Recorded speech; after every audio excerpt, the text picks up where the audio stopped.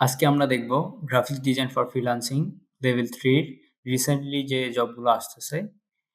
এটা হচ্ছে image retouching. এটা দেখার আগে আমরা টুলসটা একটু দেখে নিই। এখানে কি বলছে? এটা জব 2 এর টাস্ক বি। এই জবটা হচ্ছে ইমেজ এডিটিং। এখানে যে ফেজে যে ব্রোন এবং টোন এগুলো অ্যাডজাস্ট করতে হবে, রিমুভ করতে হবে আমাদেরকে। এখানে বলছে retouch the skin for a natural smooth look and white the teeth while keep over appearance realistic. The final image should look like a clean, natural and professional product. এই কাজটা করার জন্য ন্যাচারালি আমাদের যে টুলগুলো ইউজ করতে হবে এটা হচ্ছে spot healing brush tool, paste tool, clone stamp tool, lasso tool, dodge tool and burn tool. এরপরে কালার কারেকশনের জন্য hue and saturation for teeth whitening. দাঁতটাকে সাদা করার জন্য হিউ অ্যান্ড স্যাচুরেশন ইউজ করতে হবে। এরপর brightness and contrast, level, curve, selective colour, camera raw filter. এরপরে এডিশনাল ইনস্ট্রাকশন যেটা আছে এখানে যা বলছে মেইনটেইন ন্যাচারাল স্কিন টেক্সচার।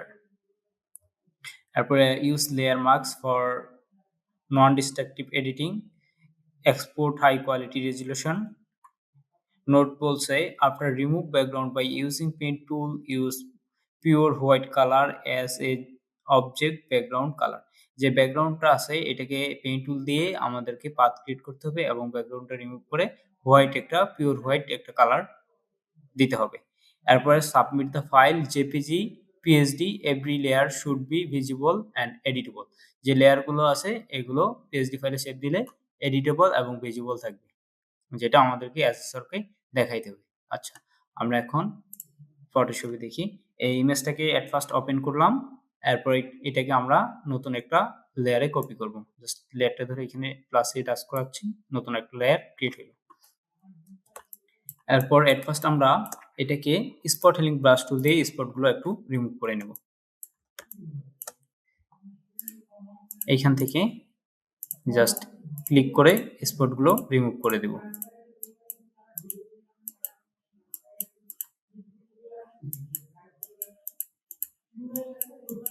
এখান থেকে আমি একটু দ্রুত করতেছি, আপনারা একটু সময় নিয়ে করবেন যাতে সুন্দরভাবে ক্লিয়ারলি করা যায়।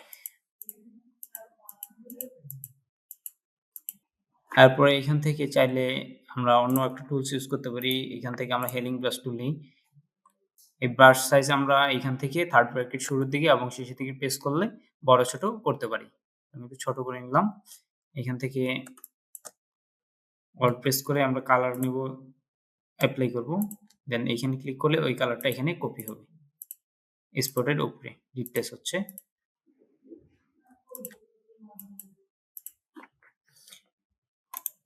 এরপরে আমরা পেস্ট টুল ইউজ করব। এখান থেকে পেস্ট টুলটা জাস্ট যেই স্পটটা আছে এটাকে আমরা সিলেক্ট করব। সিলেক্ট করে যে ভালো এরিয়াটা আছে স্কিনের ওই এরিয়ার উপর ড্র্যাগ করে নিয়ে যাব, অটোমেটিকলি সেটা রিমুভ হয়ে যাবে। এখান থেকে জাস্ট সিলেক্ট করব এবং এইদিকে স্কিনে ড্র্যাগ করে নিয়ে যাব। এরপর আমরা এখান থেকে ইউজ করতে বলছে আমাদের ক্লোন স্টাম্প টুল। তাইলে আমরা এখান থেকে ক্লোন স্টাম্পটাও ইউজ করি একবার। এখান থেকে থার্ড ব্র্যাকেট দিয়ে একটু বড় করলাম ব্রাশ সাইজ। এরপর এখান থেকে জাস্ট অল প্রেস করে আমরা যে স্ক্রিনটা নিব এখান থেকে ওই স্ক্রিনটা এখানে রিপ্লেস হবে। এখান থেকে ভালো জায়গা থেকে একটু স্ক্রিন নেই, জাস্ট স্পটগুলোকে আমরা রিপ্লেস করে দেব।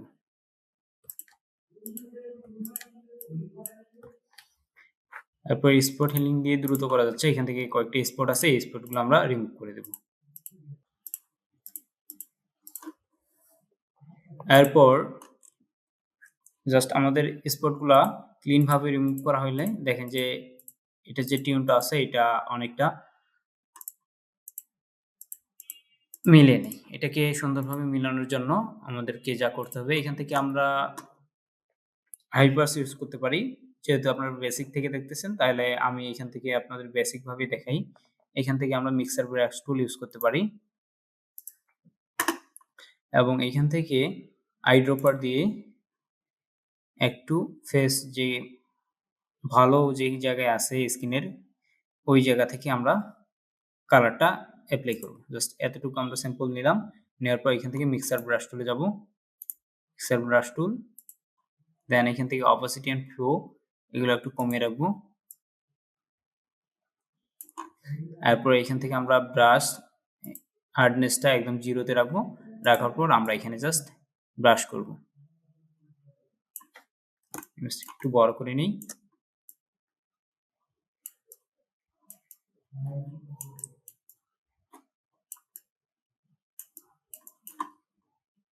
ফ্লোটা আরেকটু বাড়িয়ে দিই।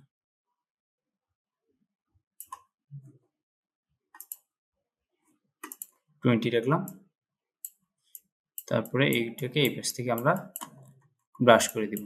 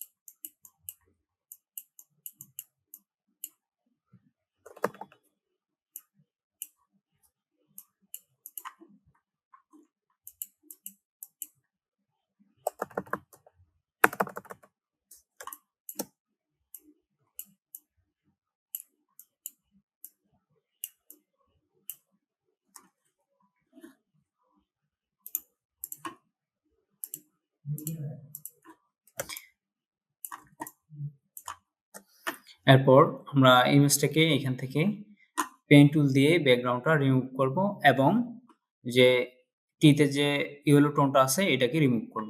এর জন্য আমি এখান থেকে আগে টিতের ইয়েলো টোনটা আছে এটাকে রিমুভ করে নিই, অথবা আগে ব্যাকগ্রাউন্ডটা রিমুভ করে নিই। এর জন্য আমি পেন টুল ইউজ করতেছি এটার ব্যাকগ্রাউন্ড রিমুভ করার জন্য।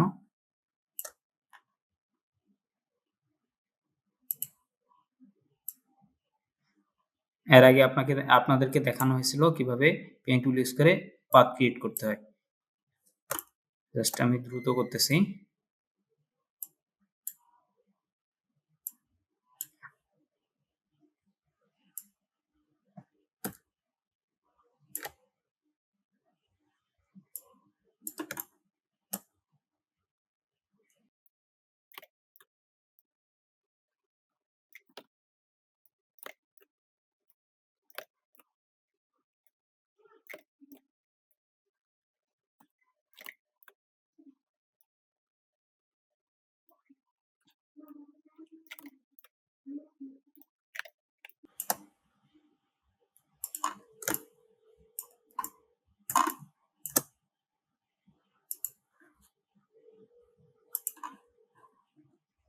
এরপর এখান থেকে পাথটাকে আমরা ডাবল ক্লিক করে পাথ 1 তৈরি করব। এরপর এই পার্টটা সেভ থাকবে।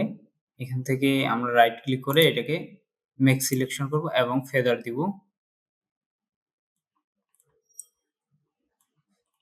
0.5 ফেদার দিলাম।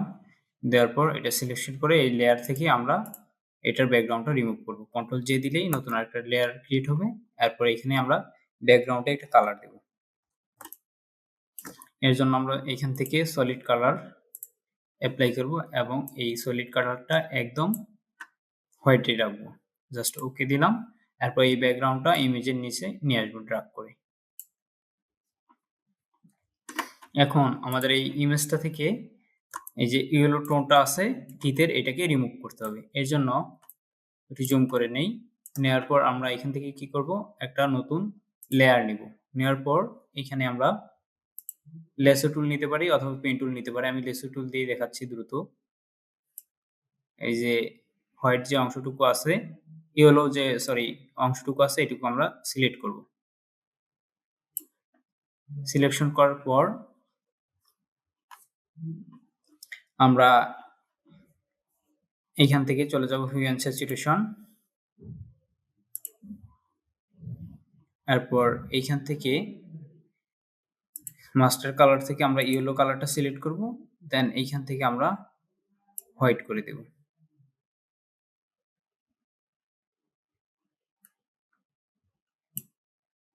দেখতে যাতে আরেকটু ন্যাচারাল লাগে এইগুলোকে আমরা একটু বাড়িয়ে দিব, হোয়াইটটা আরেকটু রাখবো। Just okay.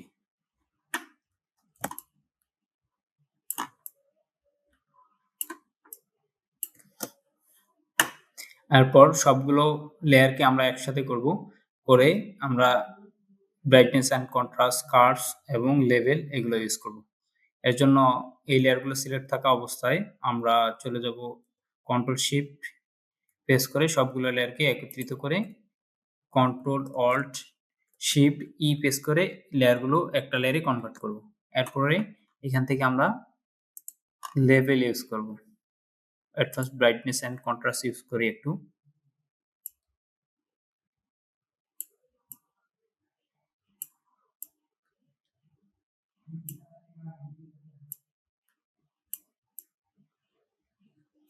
এতটুকু লিখলাম।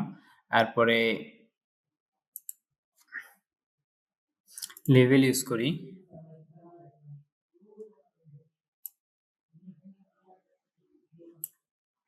হোয়াইটটা একটু রাখলাম। এরপরে এখান থেকে বলছে আমাদেরকে hue and saturation and curves use করতে। হিউ অ্যান্ড স্যাচুরেশন ইউজ করি। এখান থেকে ইয়েলোটাকে একটু বাড়াই, রেডের দিকে রাখি, হোয়াইটটাকে একটু বাড়িয়ে দিই। এরপর আমরা ফাইনালি কার্ভস ইউজ করব এবং ফাইলটাকে সেভ করব। এখান থেকে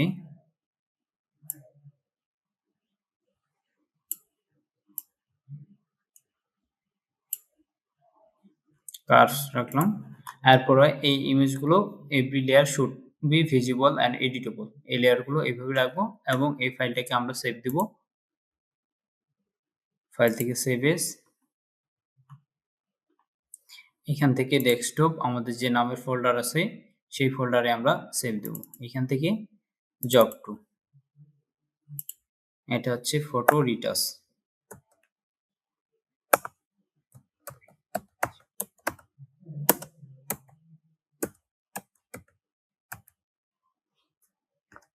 ফটো রিটাচ সেভ। এরপর এটাকে আরেকটা ফাইলে সেভ দিতে হবে জেপিজি ফরম্যাটে। এর জন্য ফাইল, সেভ এস, এখান থেকে জেপিজি, দেন সেভ। ফাইল টাইপটা আমরা কাজের শুরুতেই সেভ দিয়ে নিব, তাহলে বিদ্যুৎ চলে গেলেও আমরা এটাকে ব্যাকআপ হিসেবে যতটুকু কাজ করছি সে ততটুকু এইখানে আমাদের ফাইলে সেভ থাকবে।